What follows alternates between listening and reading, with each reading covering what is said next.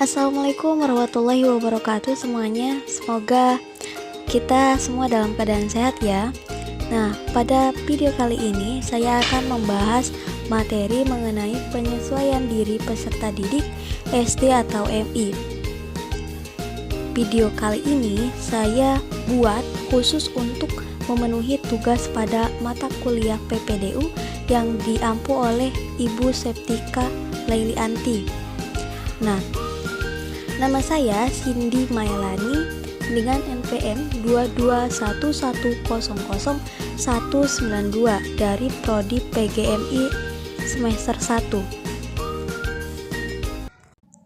Oke, kita langsung saja pembahasannya. Yang pertama kita akan membahas pengertian penyesuaian diri. Banyak orang yang bilang misalkan kalau kita lagi berada di lingkungan baru, nah dia itu bilang kita harus menyesuaikan diri. Nah, memangnya apa sih penyesuaian diri itu? Nah, penyesuaian diri merupakan suatu konstruk psikologi yang luas dan kompleks, serta melibatkan semua reaksi individu terhadap tuntutan, baik itu dari lingkungan luar maupun dari dalam individu itu sendiri. Pada dasarnya, kan individu itu adalah makhluk yang unik dan dinamik, tumbuh dan berkembang, serta memiliki keragaman kebutuhan, baik dalam jenis maupun takaran. Nah, proses untuk memenuhi kebutuhan inilah yang pada hakikatnya merupakan proses penyesuaian diri. Penyesuaian diri biasanya itu dikatakan sebagai adaptasi. Seperti itu. Setiap individu mempunyai karakteristik yang berbeda, oleh karenanya penyesuaian diri itu bersifat relatif. Nah, menurut Schneider, penyesuaian diri itu dikatakan relatif karena 3 hal. Pertama, penyesuaian diri dirumuskan dan dievaluasi dalam pengertian kemauan seseorang untuk mengubah atau untuk mengatasi tuntutan yang mengganggunya. Jadi penyesuaian diri itu gak bakal bisa dilakukan seseorang apabila orang itu gak mau untuk menyesuaikan dirinya. Seperti itu. Yang kedua adalah kualitas dari penyesuaian diri berubah-ubah terhadap perkembangannya yang berhubungan dengan masyarakat dan kebudayaan. Jadi kualitas dari penyesuaian diri itu bertahap sesuai dengan kebutuhannya. Misalkan anak SD itu akan berbeda proses penyesuaiannya dengan anak SMP. Karena apa? Karena anak SD itu peraturan di lingkungan sekolahnya berbeda gitu, belum ke ranah yang lebih tinggi. Begitu pula dengan anak SMA atau anak kuliah, pasti proses penyesuaian dirinya itu berubah-ubah gitu. Karena beda lingkungan, beda harus kita menyesuaikan dirinya itu seperti apa. Nah, yang ketiga adalah adanya variasi tertentu pada individu. Poin selanjutnya adalah apa saja aspek penyesuaian diri. Nah, terdapat 4 aspek penyesuaian diri, yaitu recognition atau pengakuan, partisipasi atau participation, ketiga social approval atau persetujuan sosial, dan keempat altruism atau altruisme, yang kelima conformity atau kesesuaian. Yang pertama, recognition atau pengakuan. Artinya, kita itu menghormati dan menerima hak-hak orang lain. Dalam hal ini, setiap individu harus mampu menerima hak-hak orang lain yang berbeda dengan dirinya untuk menghindarinya terjadi konfliknya sosial. Yang kedua adalah partisipasi. Partisipasi di sini artinya melibatkan diri dalam berelasi atau menjalin hubungan. Setiap individu harus dapat mengembangkan dan memelihara persahabatan. Individu yang tidak mampu mengembangkan atau berelasi dengan orang lain dan lebih menutup diri tentunya akan menghasilkan penyesuaian diri yang buruk. Yang ketiga adalah persetujuan sosial. Artinya minat dan simpati terhadap kesejahteraan orang lain. di mana individu dapat pula peka terhadap masalah dan kesulitan orang lain di sekelilingnya, serta bersedia mendirikan bantuan untuk meringankan masalah tersebut. Yang keempat adalah altruisme. Artinya memiliki sifat rendah hati dan tidak egois. Individu harus mampu mengembangkan rasa saling membantu dan mementingkan orang lain yang merupakan nilai dari penyesuaian moral yang baik. Yang kelima adalah kesesuaian atau conformity. Artinya menghormati dan menaati nilai-nilai integritas hukum, tradisi, dan kebiasaan. Individu harus punya kesediaan penuh untuk mematuhi dan menghormati peraturan dan tradisi yang berlaku di lingkungan tempat tinggalnya, agar dapat diterima dengan baik oleh lingkungannya. Misalnya, di lingkungan tersebut kita tidak ada larangan untuk tidak boleh merokok, maka kita harus melakukannya walaupun kita itu perokok misalnya, seperti itu, supaya kita mudah diterima oleh masyarakat tersebut. Diri yang baik itu, penyesuaian diri yang baik itu mempunyai 4 poin. Yang pertama, kematangan emosional. Yang kedua, kematangan intelektual. Yang ketiga, kematangan sosial. Dan yang keempat adalah tanggung jawab. Kematangan emosional di sini mencakup beberapa kriteria. Yang pertama, kemantapan suasana kehidupan emosional. Yang kedua, kemantapan suasana kehidupan kebersamaan dengan orang lain. Yang ketiga, kemampuan untuk santai, gembira, dan menyatakan kejengkelan. Dan yang terakhir adalah sikap dan perasaan terhadap kemampuan dan kenyataan diri sendiri. Poin kedua, kematangan intelektual. Di sini mencakup beberapa poin. Yang pertama, kemampuan mencapai wawasan diri sendiri. Yang kedua, kemampuan memahami orang lain dan keragamannya. Yang ketiga, kemampuan mengambil keputusan. Dan yang keempat adalah keterbukaan dalam mengenal lingkungan. Yang ketiga adalah kematangan sosial. Di sini mencakup 3 poin. Yang pertama, keterlibatan dalam partisipasi sosial, kesediaan kerjasama, dan kemampuan kepemimpinan. Tanggung jawab memiliki beberapa poin, di antaranya sikap produktif dalam mengembangkan diri, melakukan perencanaan dan melaksanakannya secara fleksibel. Yang ketiga adalah kesadaran akan etika dan hidup jujur, sikap altruisme, empati, bersahabat dalam hubungan interpersonal, dan yang terakhir adalah melihat perilaku dari segi konsekuensi atas dasar sistem nilai. Selanjutnya, bagaimana sih bentuk aspek penyesuaian diri yang negatif?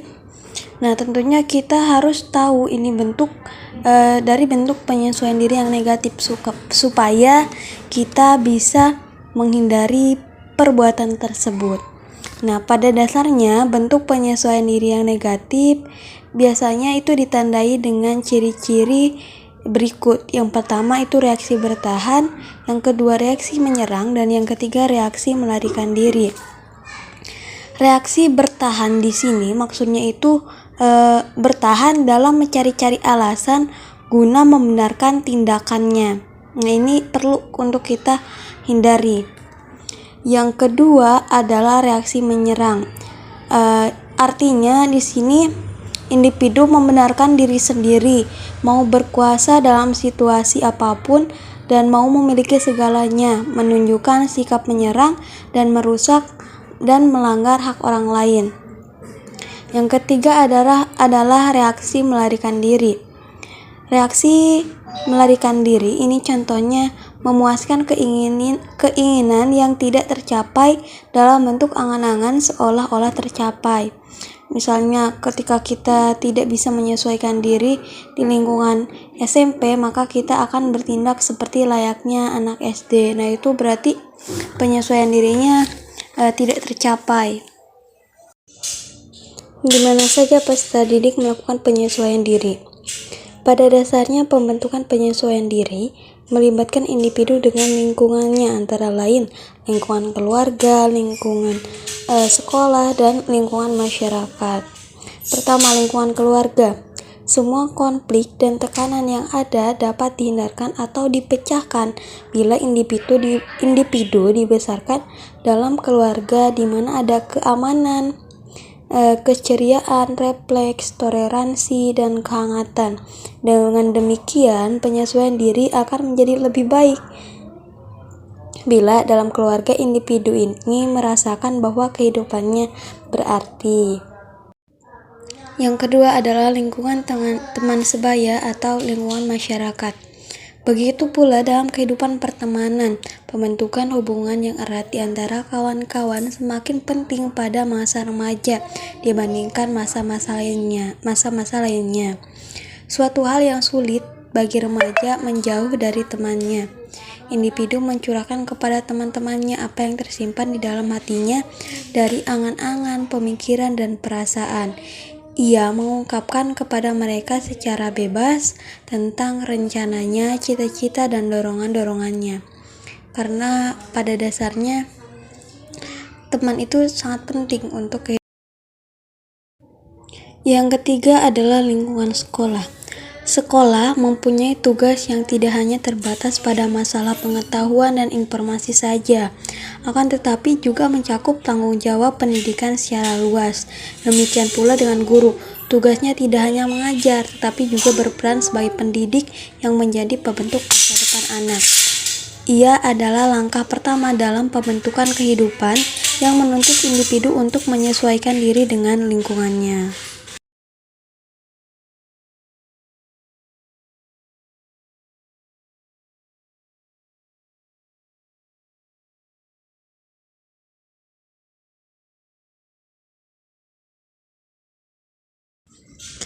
Lalu bagaimana tindakan dalam menyesuaikan diri?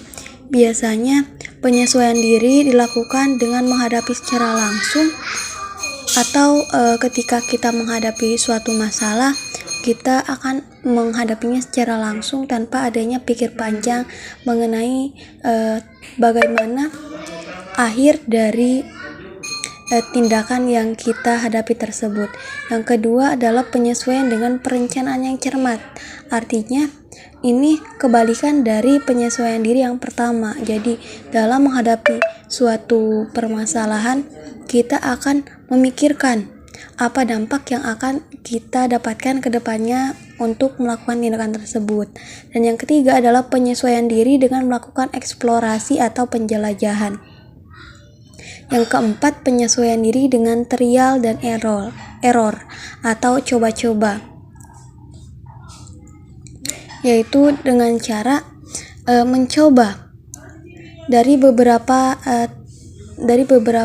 tindakan yang akan kita lakukan. Ketika tindakan itu nyaman untuk kita, maka kita akan melanjutkannya.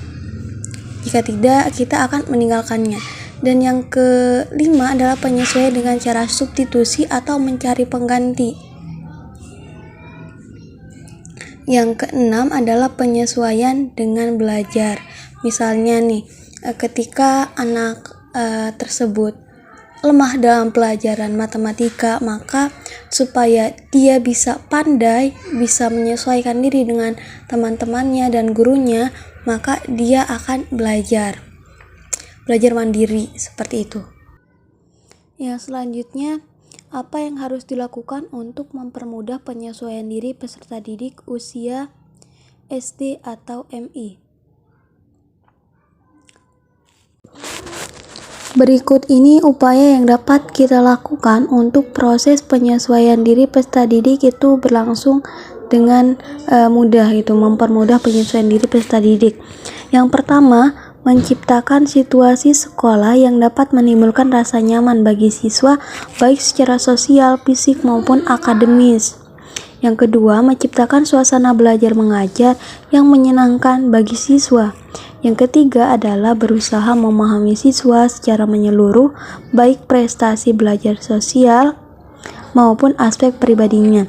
Yang keempat adalah menggunakan metode dan alat mengajar yang mendorong gairah belajar siswa. Yang kelima, menggunakan prosedur evaluasi yang dapat membesar motivasi belajar siswa. Yang keenam, menciptakan ruang kelas yang memenuhi syarat kesehatan. Yang ketujuh, membuat tata tertib sekolah yang jelas dan dipahami oleh siswa. Yang terakhir adalah adanya keteladanan dari para guru dalam segala aspek pendidikan. Jadi guru itu biasanya akan dijadikan teladan oleh muridnya. Nah, cukup sekian video penjelasan dari saya. Kurang lebihnya saya mohon maaf dan semoga ini bisa menambah wawasan kalian. Dan jika ada pertanyaan bisa ditulis di kolom komentar ya. Moga-moga saya bisa bantu seperti itu. Bye bye semuanya. Wassalamualaikum.